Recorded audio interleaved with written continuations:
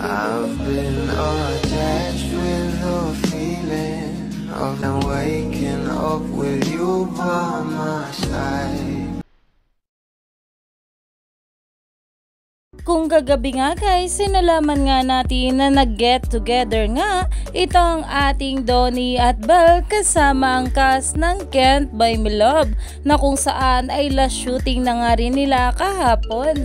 At talaga namang nag-post nga rin itong si Jake Galvez ng mga behind the scene ng photoshoot ng ating Donnie at Belle Mariano para nga sa kanilang Can't Buy Me Love.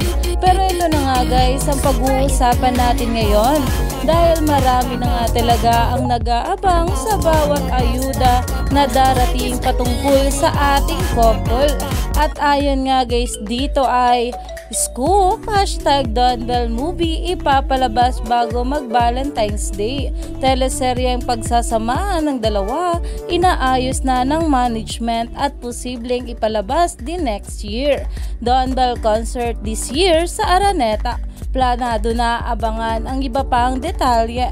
Naumani nga agad ito ng maraming komento at talaga namang napatanong na nga ang maraming publics kung totoo nga ba ito. At ayon nga sa nag-post, masyadong magandang balita to para itago. Dapat ilabas mi. Magugulat kayo sa producer ng concert. Love ko, love nyo, love nating lahat.